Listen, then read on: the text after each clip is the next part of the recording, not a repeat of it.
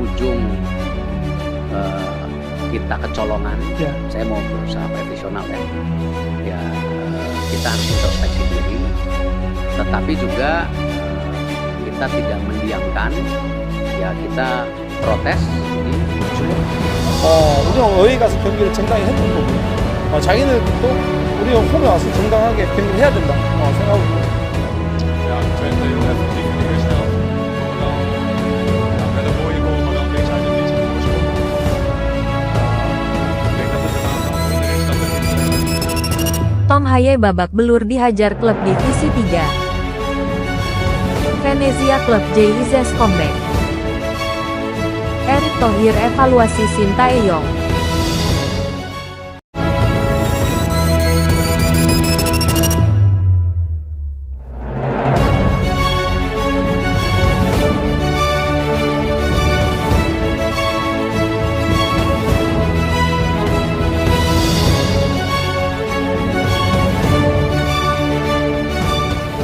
Tom Haye babak belur dihajar tim divisi 3. Tom Haye, gelandang andalan timnas Indonesia ini kembali menjadi starter saat Almere City melawan Quick Boys di ajang KNVB Beker.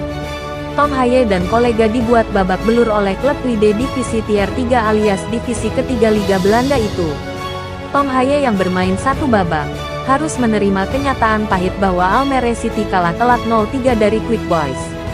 Kekalahan itu sekaligus membuat Almere City tersingkir dari KNVB Beker musim ini. Padahal, Quick Boys merupakan klub WID divisi tier 3, beda 2 divisi dengan Almere City yang ada di Eredivisie tier 1. Di Belanda, WID terhitung sebagai klub amatiran. Saat ini Quick Boys menempati peringkat kedua di WID divisi. Tom Haye sendiri mencatatkan rating 7,1 versi SofaScore dengan catatan 82% akurasi umpan dalam laga tersebut. Venezia yang tidak diperkuat JIZ berhasil membalikkan keadaan saat menang 3-2 atas Udinese pada pekan ke-10 Liga Italia, Kamis dini hari. JIZ tidak masuk skuad Venezia di laga ini. Bek andalan timnas Indonesia itu absen karena alasan keluarga dengan pulang ke Belanda. Posisi Izes sebagai bek tengah kiri digantikan Giorgio Altare. Ia berduet dengan dua bek tengah lain, Antonio Candela dan Michael Svoboda. Venezia memulai pertandingan ini dengan buruk. Tuan rumah justru tertinggal lebih dulu 0-2 dari Udinese yang sementara ini menghuni zona papan atas. Sandi Lovric membuka keunggulan Udinese saat laga baru berjalan 19 menit. 6 menit berselang, Iker Bravo membobol gawang Venezia untuk memperbesar skor menjadi 2-0. Venezia baru bisa memperkecil skor jelang akhir babak pertama.